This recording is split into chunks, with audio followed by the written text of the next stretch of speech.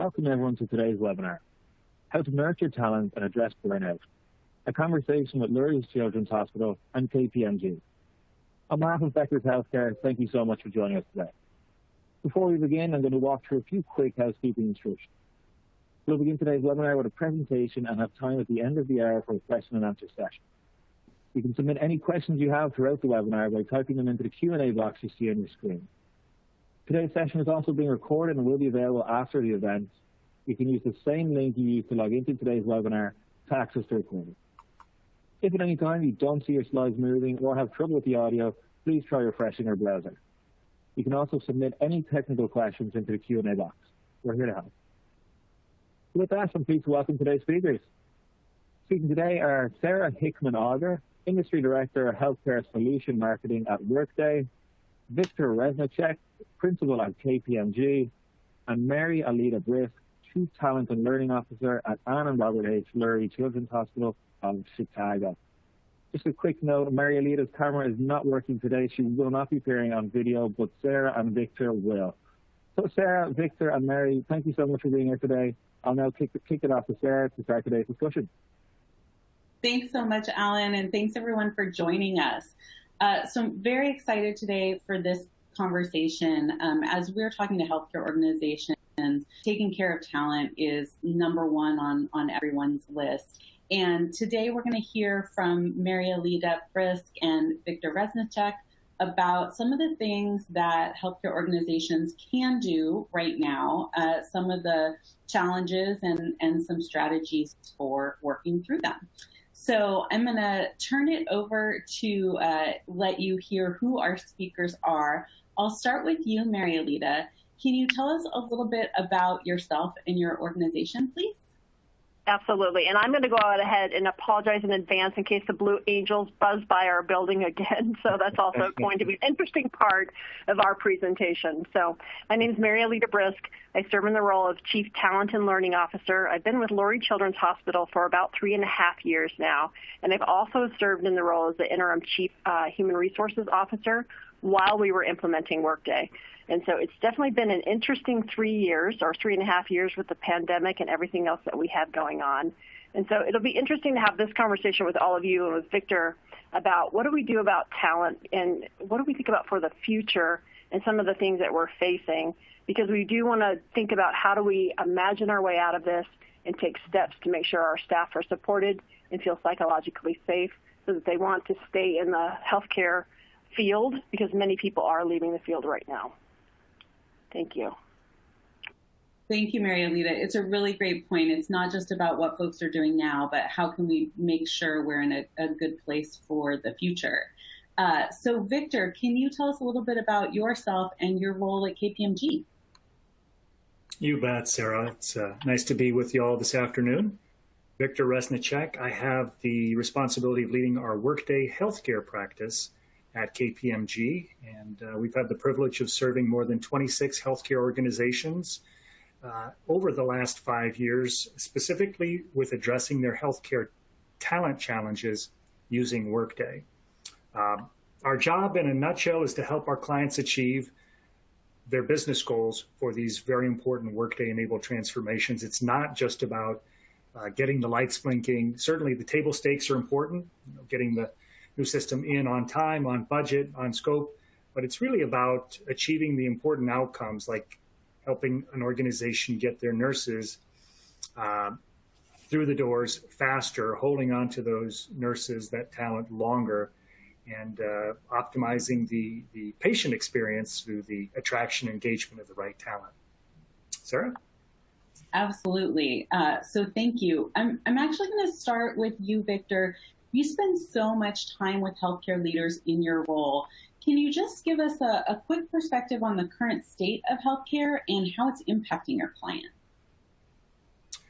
Yeah, this has been a really tough 2.5, 3 years. And honestly, the nursing shortage was a challenge even before COVID, and it's only gotten worse. I read a McKinsey survey just last month that indicated there will be a 200 to 450,000 nurse shortage by 2025. And the gap, of course, is only being made worse by COVID. Turnover has increased by 10 percentage points since the start of COVID, now to over 26%. And 15% of all of those nurses that are leaving an organization are saying that they won't be back. They're not returning to nursing. They're simply leaving the nursing workforce. So the talent shortage is a serious challenge for all of us in the healthcare space, and something that we need to build strategies to address tactically, like what to do in the next year, but also strategically. How do we close that gap over the next 5 years? Besides the talent shortage, there's been a significant reduction in revenue for many healthcare organizations driven by COVID, lower reimbursement rates and lower volumes. We see that physician schedules aren't always aligned with patient schedules, so healthcare organizations aren't able to see as many patients as they would like. And in fact, I read another survey that showed that 45% of all follow-up appointments are canceled, and only 15% are rescheduled. So a serious challenge there just in terms of improving the revenue picture for healthcare organizations. So what do we have here? We have labor rates going up because the supply of nursing talent is going down. We have reimbursement rates going down, and thus revenue going down for many healthcare organizations. And that creates a very acute need to do more with less, to basically create scale that enables organizations to grow revenue faster than their growing expense. And we'll talk a little bit about how they're doing that in just a minute. Thank you for that background. So Mary Alida, I'm going to turn to you. We've heard sort of a general context from Victor about what's happening in the market, but what does that really mean for you at Lurie Children's, and how is that impacting your priorities? Thank you for that, Sarah. I think as Victor talked about, we all know that the field of nursing has had a shortage for quite some time. We felt like we were getting in front of it prior to the pandemic. We've been hiring hundreds of nurses. We have an incredible residency program for our new nurses that's 18 months long. But we're finding the same thing, in that pediatric hospitals are all faced with double-digit turnover numbers at this point in time, whereas before that wasn't always the case. So I think we really have to pay attention to not only nursing, but the clinicians, all of the clinicians. And we talk about how we operate as a small city. So we have every type of role that you can imagine, like many other businesses. We have food services, transportation, everything else in between. So not only are we thinking about the nurses, but we're thinking about how we're having to compete in the Chicago market for all of those different roles. And it's been quite a challenge for us. So as Victor also talked about, healthcare itself is changing and evolving. We've had some pressures that have been coming on for quite some time. Sorry, hear the planes in the background. But the behavioral challenges, so many nurses and physicians are not wanting to stay within their fields because of all of the becoming the safety net for the behavioral health issues that are there. So that's been a big focus of our work is. And on top of that, navigating the pandemic and people just determining where do they want to spend their time going forward. Is the purpose of your organization and your mission enough to want them to overcome some of those hurdles? So we are refocusing on all of our foundational elements and taking a look at our traction and retention. So implementing Workday has helped us significantly reduce how long it took to get our positions approved. For us, it would take anywhere from a month or more. And so we're able to take a look at turning that around in 0 to 5 days now for approving our nurse roles, which is very significant for us. I know many other organizations are in that space too, but we really wanted to make sure that we don't lose talent because our internal processes are too slow. So we're improving and streamlining our operations. We as an organization are very focused as well on improving patient safety, as all of us are within the healthcare space. But we took and applied those HRO or high reliability principles to all of this work that we're doing as well. In fact, I was able to do an internal presentation to our quality and safety team members to show them how we were able to apply this and how we should be doing that to everything that we do so that we can get the waste out of the system and get those rocks out of people's shoes. So we also know that there's rising inflation, there's local competition, there's slow economic growth, there's a lot of people who are still looking for work. It's just a matter of being able to find them and make sure that we meet their needs, because the needs of the workforce are evolving and changing. And so as we think about hybrid work and telecommuting and everything else, many healthcare organizations have struggled with that, and we struggled with it while we were implementing Workday as well. But now we're able to have, I think we have about a sixth of our workforce that are actually working remotely 2 or 5 days per week. So we're trying to help them develop their career, stay connected to the culture, but also meet their individual needs as well. So thank you. Thank you. That's great. And thanks for sharing some of those outcomes. We're going to dig a little deeper into those in just a minute. So, Victor, you and Mary Alita both mentioned doing more with less. Can you give us a little more context around what that looks like for healthcare organizations and how technology fits in? It sounds like it's a really important part of Lurie Children's strategy. Technology is absolutely essential to doing more with less. And not surprisingly, it is not a silver bullet. I know that most folks just know that intuitively. What we really need to do is take a holistic view of how HR does its work, who does what and how. We call that the operating model. What that generally uncovers, that holistic view, is opportunities to streamline processes from front to back. Streamline the organization structure in terms of how many individuals are needed to do any particular HR process. Automate away a lot of the manual work that plagues HR functions in virtually every industry. And then, of course, create the ability for the healthcare system to grow revenue faster than it grows expense by streamlining processes, automating away a lot of the manual or busy work, and creating an organization structure that's lean. What might you think about in terms of getting started? Well, standardizing work is an obvious place to start. The more variety, the more inefficiency. Automating work. There are so many steps where you have checkers checking the checker that can be automated through a tool like Workday, both from a perspective of innate functionality that's in the software, as well as through workflows that you design and configure for your organization to take out the work. And of course, then the very important ability to make better decisions, because you have all of your data in a unified cloud system. So those are a few examples. Just to recap, it's not any sort of single solution, silver bullet. It really does take a holistic view, and technology is an absolutely pivotal part of driving organizations' ability to do more with less. That makes a lot of sense and very consistent with sort of our perspective at Workday. So, Mary Alita, I'm going to come back to you. As Victor mentioned, we know none of this is simple. You don't just flip a switch and problems magically go away. At the same time, I understand that your team is actually seeing a lot of great outcomes. So you talked a little bit about specifics around talent. Can you share some more about maybe some of the big wins since you have gone live with Workday this year? Absolutely. So there's actually three that I'd like to mention, and some of the other things we can talk about. But I was just reviewing our KPIs earlier this morning, and as we were in a meeting and preparing for a presentation to our board.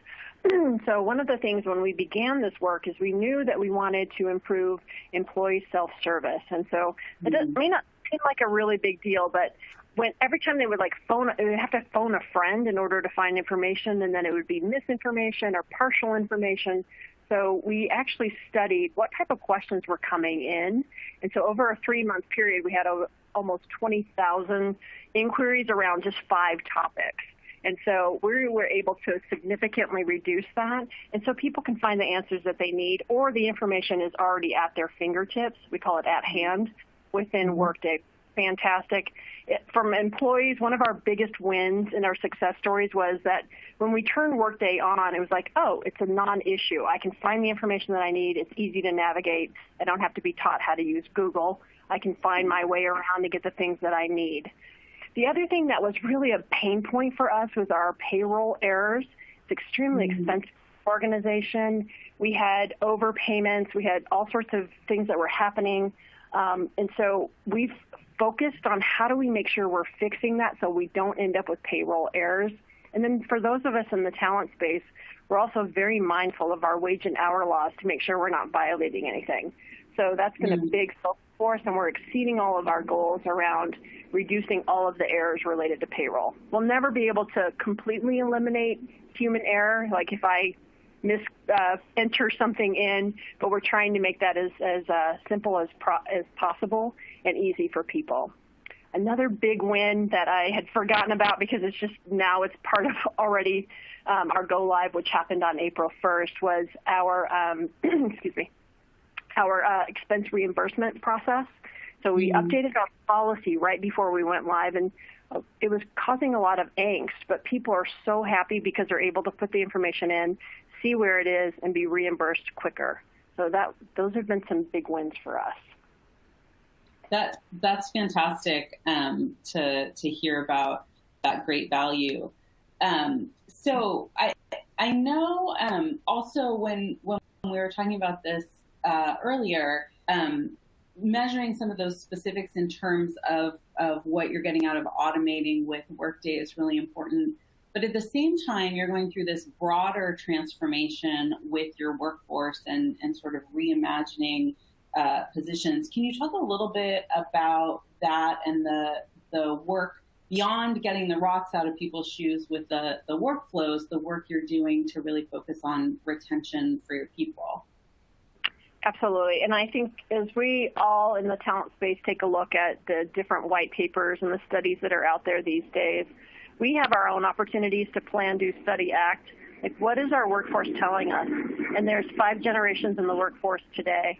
They don't all need the same thing. And so many of the things that we see are how do you target and make sure that the workforce gets what they need, because it's not a one-size-fits-all. And so what Workday has done for us has helped us see some of our data points where we need to go after foundational elements and make sure that we've shored those up first and foremost.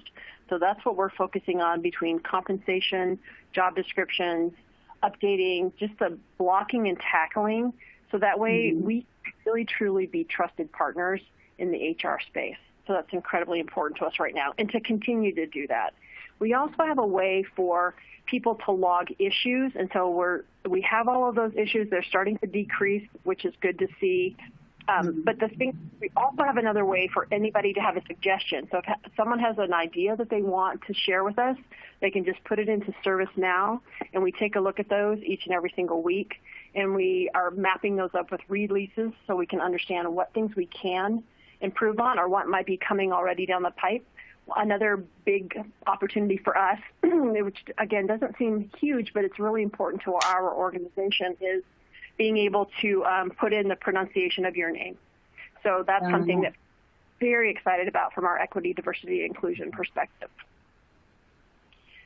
The other piece is having a more flexible workforce, knowing where people are. People have 2 to 3 roles here, so we're able to capture that within the system. And we're also able to see who's working in a hybrid way and where they're located. So again, seemingly simple things, but we'll be able to use more people analytics and data to be able to better support the workforce going forward. That's fantastic. It's great to hear those concrete examples of things that are making a difference for your employees and your contingent workers as well. So Victor, I know KPMG led the deployment of Workday at Lurie Children's. Can you share any sort of secrets behind their success, things that other organizations should know if they're planning to take on not just an operational transformation, but a technology transformation and have those move forward together in a good way? Yes. Listen, there are many what I'll call foundational activities that have to happen right, whether it's resourcing the project, creating a holistic project plan, making sure that there's enough time built in for data validation and testing. So there are a lot of basics. But the thing that Lurie Children's did that I'm really proud of for them and for us together is we started with the end in mind. Why are we doing this? This is a huge undertaking that's expensive, that's very resource intensive in a time where people are already stretched. What are we going to get as specific business outcomes? And we established 10 KPIs, 4 in human resources, 3 in financials, 3 in supply chain, that we built the project plan around. So it wasn't going to be a surprise as to whether we reduced those payroll errors or sped up the hiring of nurses. It was intentionally set as a goal up front, and then all the work was built around that. So if I were to give the folks on this call one piece of advice, it would be that. Start with the end in mind. Establish your KPIs to know for sure how all of this investment of time and energy is paying off. Now, we're going to show you some examples of that in just a little bit. But what I would recommend to you is whoever you're working with as an implementation partner, have them join you as true partners in this effort by putting those KPIs into the agreement. If you truly believe that you can reduce your requisition approval time by cutting it in half, then say so and figure out how to do it. So that's it, is know what you want as your end goals and make them stick. It's great advice. We've got sort of your bingo card up here of a sample of what that might look like in terms of not just these are the areas we want to focus on, but what are the actual metrics that you're looking to achieve. So that's great advice. Let's see. So, Mariolita, I know so we've been talking about sort of getting the rocks out of people's shoes, how to lay that foundation for the transformation. There's so much going on. How do you get people engaged in taking on a big project? How do you keep them focused on the work to move forward to achieve the KPIs that Victor was talking about when they're still, sort of coping with the day-to-day? Can you talk a little bit about how you plan for that in your program? Thank you for that call out. And so I also wanted to share our guiding principles because we did begin with the end in mind. So thank you to Victor for the partnership and really paying attention to how are we going to measure this, what's going to matter, knowing that we have all sorts of metrics we're going to need to focus on, but what can we really truly, what levers should we be pulling before we move forward? But part of getting everyone on board together was to have our executives come together and we as a committee and a team really align on these guiding principles. And every time we started to stray from it a little bit, it was important that this came back up. And so I also oversaw the change work and what we call the change network. We considered everyone in the organization as part of the change network.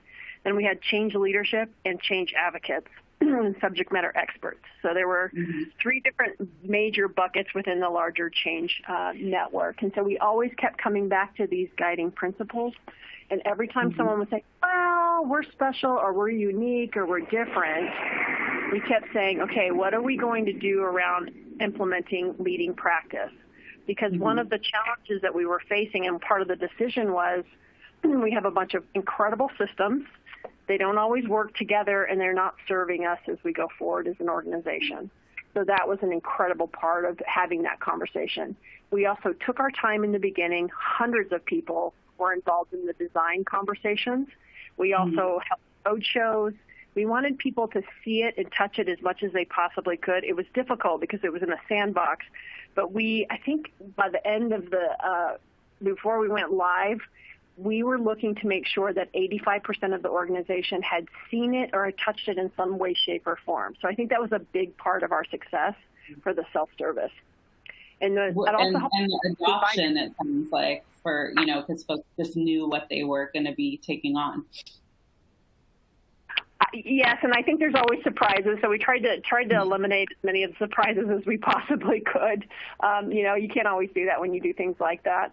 But we made working agreements that this would be our core system. That doesn't mean we got rid of all of the other systems, but we definitely made a point to consolidate. One of our challenges in the very beginning was we were running 4 different payrolls.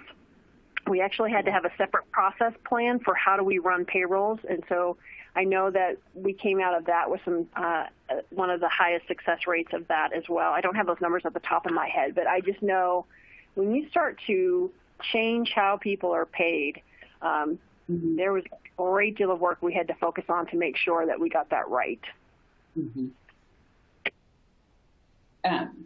That's great. So in terms of the guiding principles, I think that is something that everyone can take away, right? Like starting with the end in mind, and then making sure that you're proceeding in this very intentional way all the way through it.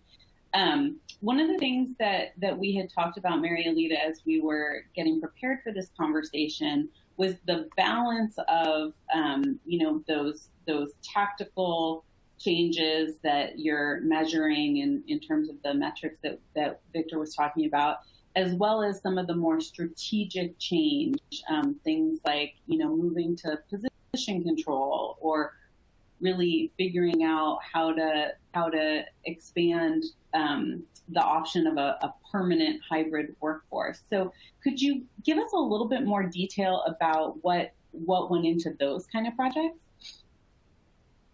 So I think we were extremely mindful, and the change team was embedded in with a larger project plan. We also had a steering committee from different parts of the organization, so we made sure groups were represented. So we kept making sure that we were sharing information in bite-sized pieces. We also met with our executive steering committee, consisted of our executive vice president and chief operating officer, our CFO, our CIO, and our chief people officer. So to have all of that representation at the executive level and have it be ultimately sponsored by our CEO and have him be very vested and interested in what the outcomes were going to be. On the guiding principle, a little bit lower on the list, it talks about how we were implementing this so that we could prepare for the workforce of the future. And I don't really know where we would be if we have it today, honestly, because I can tell you, while we were going through COVID, every time we needed to pull a list of who was in our workforce, we would have to go out to a group of leaders and ask them, what interns do you have? Who's on your staff? Even though we had a system, we couldn't trust that it was always updated enough for us to be able to communicate about the boosters and everything else. So it was a tough time, and we couldn't wait for this to be implemented from an HR perspective because we needed to know who was in our workforce. So that was incredibly important for us. The basics of that just make a huge change as you're trying to spend your energy on looking towards the workforce of the future. A question for both of you. We've talked a lot about retaining talent and some of the changes that you can make with technology to make folks more comfortable, really connect with why they want to be working there. What about attracting new talent? We hear that the pipeline isn't large enough. Any innovative approaches that you're hearing about? Maybe I'll start with you, Victor, on that one.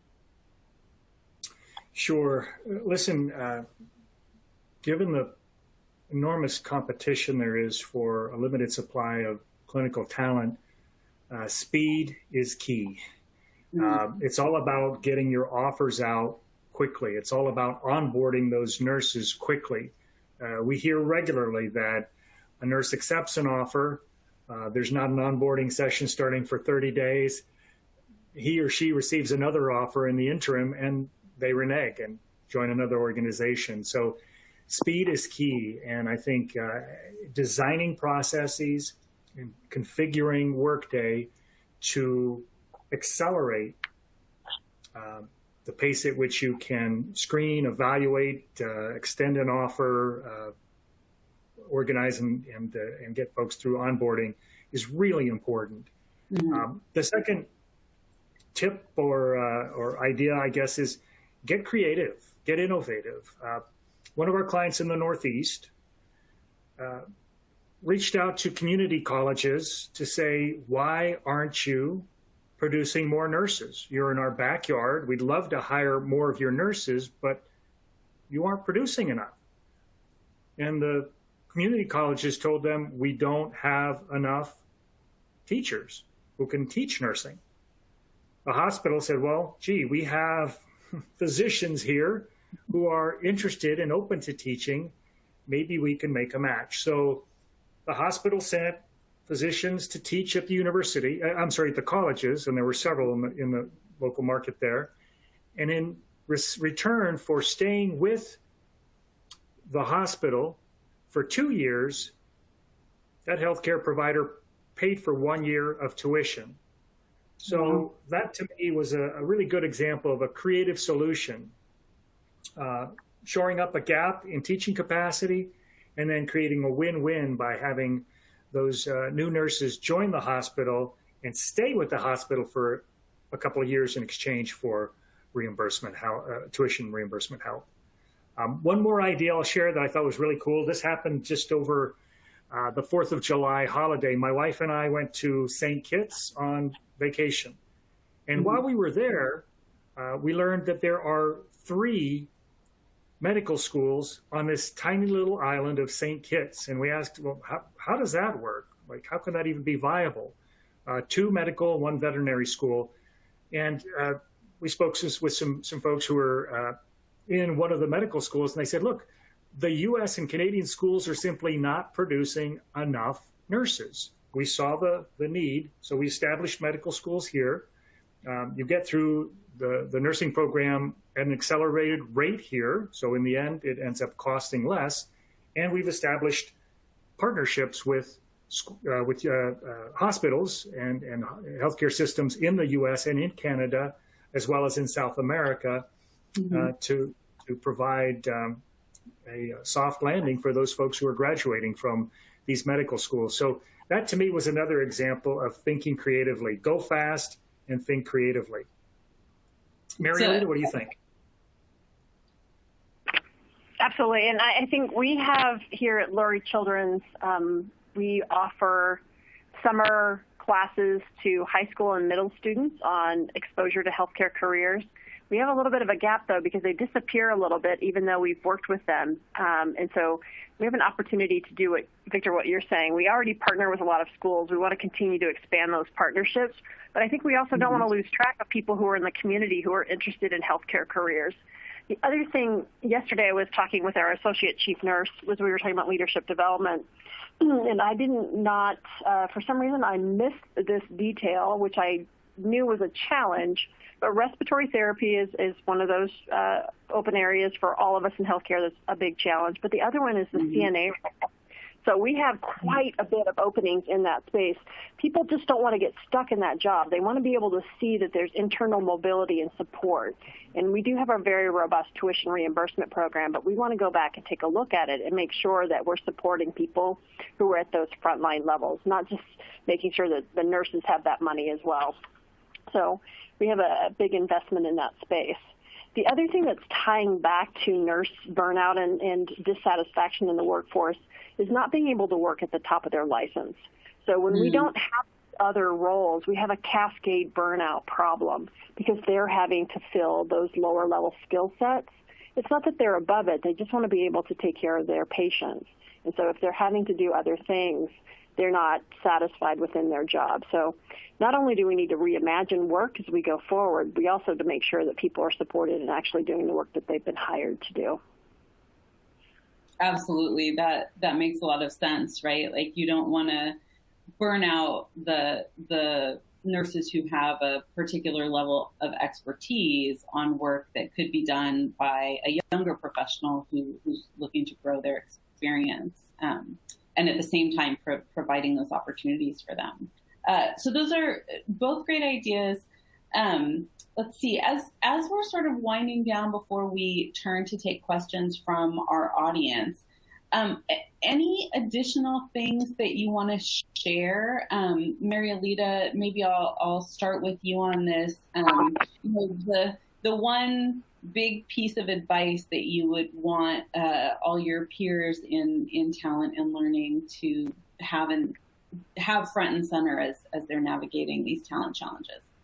Yeah, that's a really good point. I think many organizations, and we've heard it ourselves, is we have a lot of different ways to communicate and or collect feedback from our employees, but sometimes they feel like we're not really listening deeply enough and we're not able to adjust, move fast enough on the suggestions that they're making for us.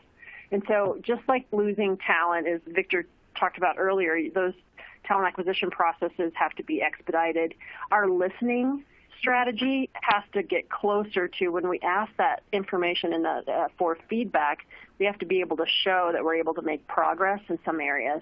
And if we're not, because it's a long-term solution and we're not able to consider it, that we're also very forthright with that as well. So I'd say that's probably one of the biggest things. And on the heels of that is it's not just HR's job to listen or senior leadership. I know we all know this, but we need to really make sure that leaders are shored up so that they can best support their staff. Across the board, that makes a lot of sense. So Victor, I'm going to turn that same question back to you. Sort of any last advice for our audience in terms of what they really need to keep top of mind as they're navigating some of these talent challenges? Well, I say Marielita nailed it. Listen to your stakeholders, whether they be candidates or new hires, tenured employees, and patients. So I think that's really important. If I were to underline one concept in all the stuff we've shared this afternoon, it's establish clear goals for the project, specific KPIs. I'm a big believer in that saying, you can't manage what you don't measure. I think unless you establish clear KPIs at the front of the project, then you may not necessarily achieve the goals that you have in mind for it. So that's kind of a tactical thing. But what Marielita said, I really want to build on, and that is, most of us are in healthcare because we believe in the mission. We care about others and their health. And so I would underscore the word collaboration. We don't each need to figure out the answers to these hard problems on our own. I would kind of encourage and invite folks to collaborate with Marielita and other healthcare organizations that have had some success so that we collectively enable other healthcare providers to achieve their mission, improve the health of this country, and take better care of our clinical and healthcare workers, period. So that's kind of that's spoken more from the heart than from the head.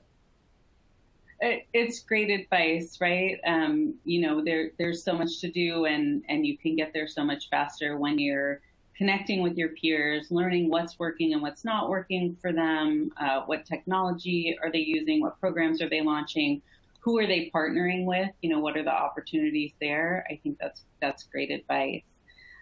So I'm going to leave the audience with sort of these key takeaways before we take the questions. Marielita talking about, listen to your staff and really understand what it is that they want, what will make a difference.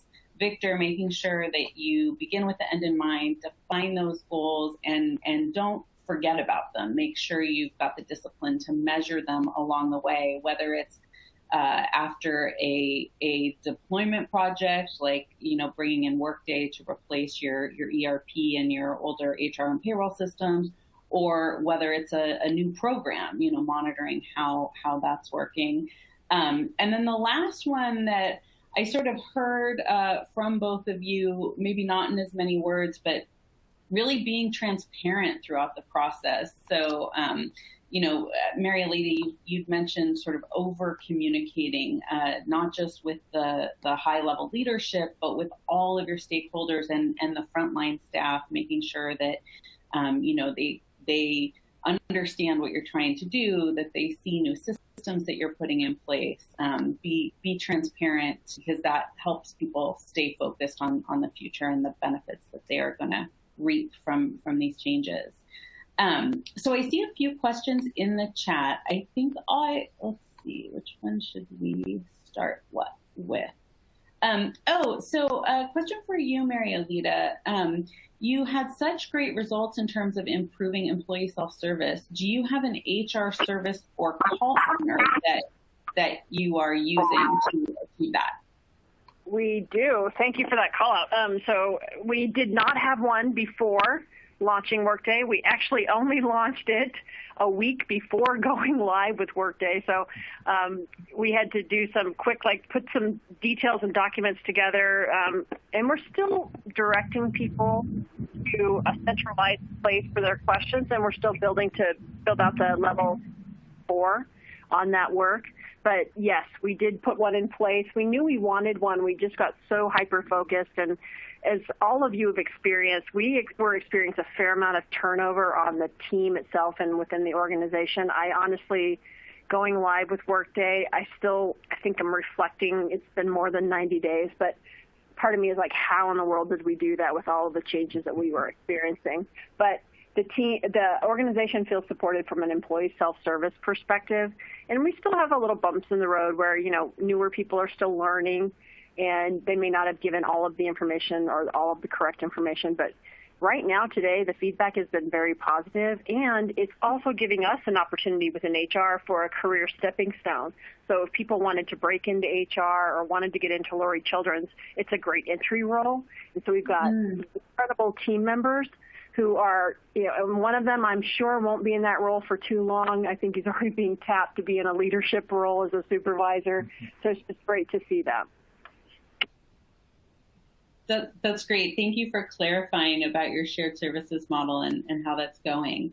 So we have another question for you, Marialita.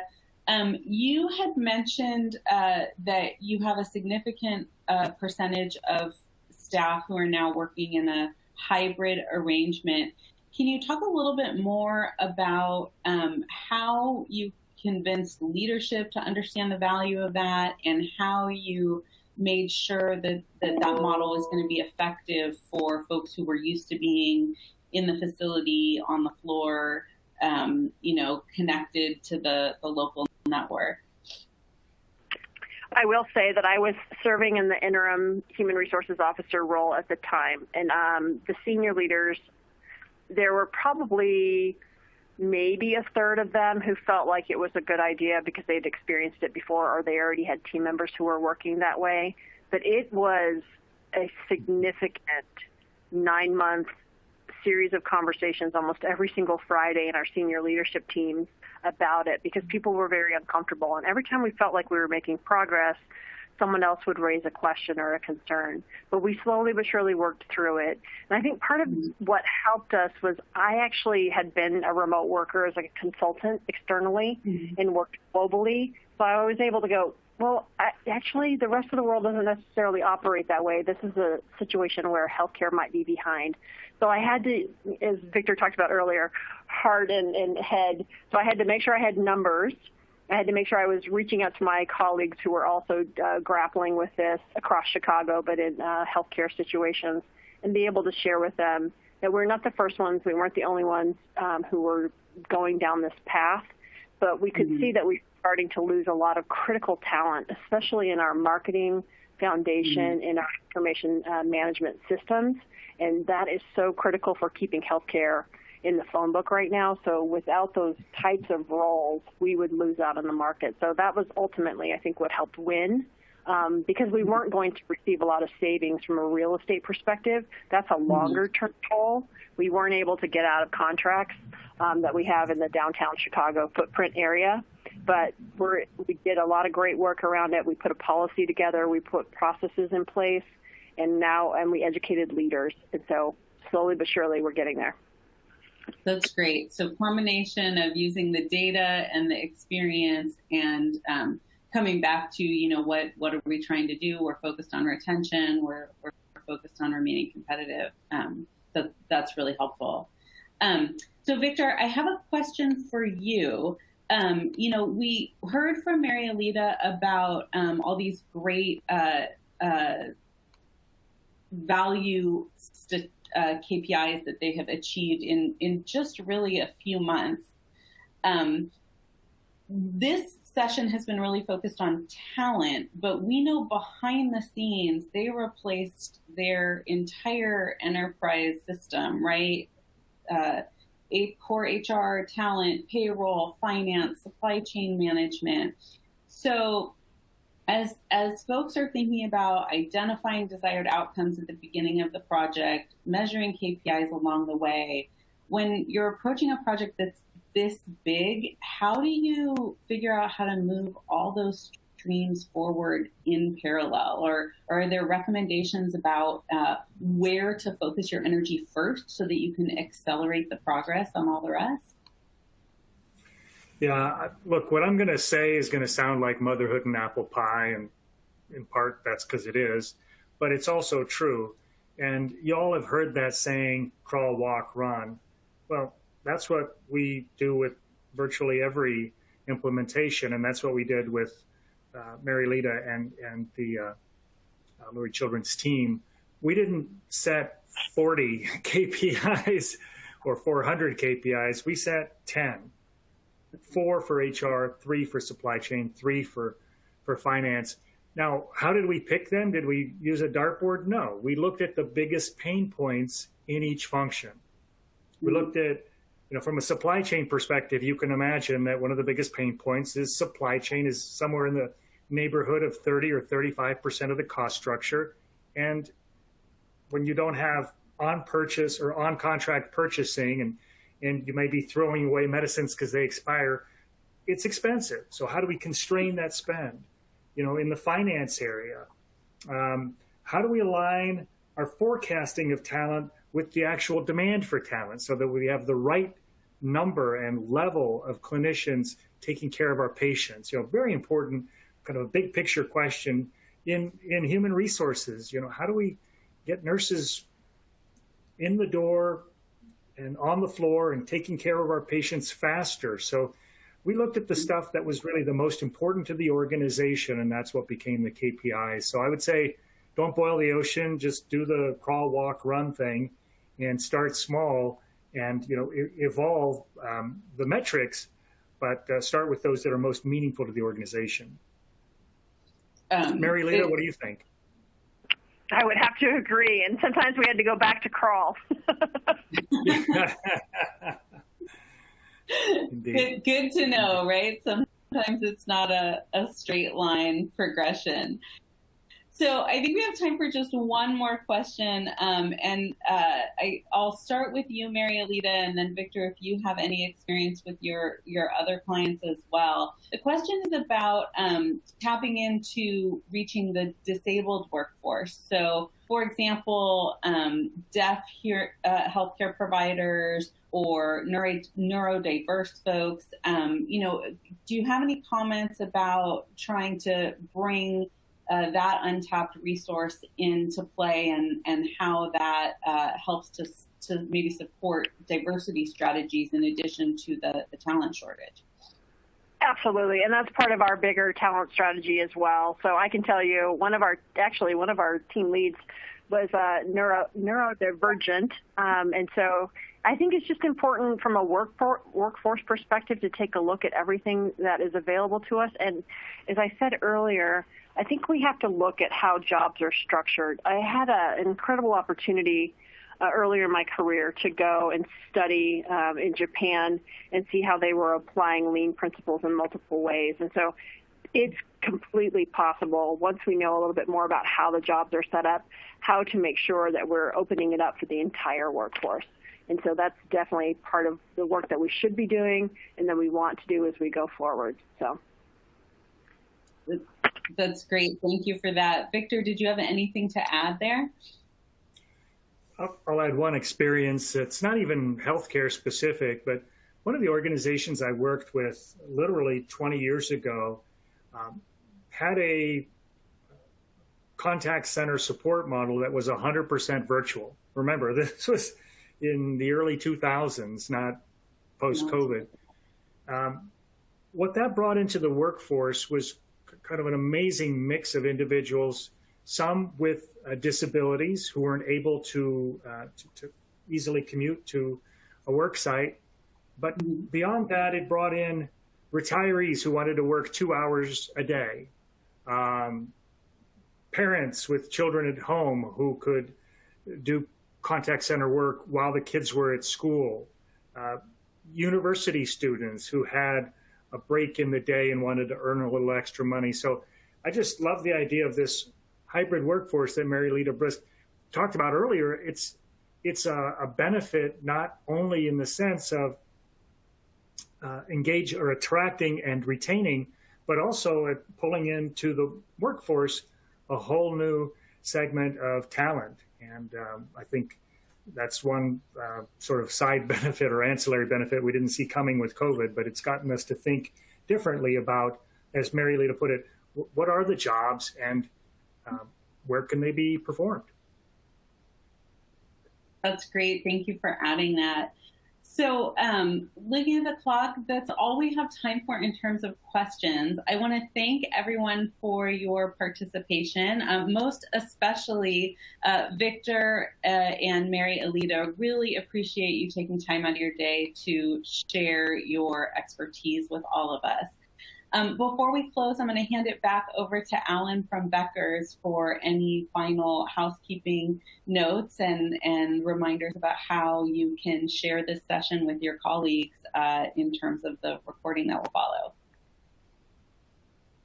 Fantastic. Thank you so much. It was an excellent presentation today. And again, from Becker's, I just want to extend one more thank you to Sarah, Victor, and Mary Alita for a fantastic presentation. And of course, Workday for sponsoring today's webinar. Please, to learn more about the content presented today, check out the resources section on your webinar console and fill out the post-webinar survey. Again, thank you so much for joining us. We hope you have a wonderful afternoon. Thank you. Thank you.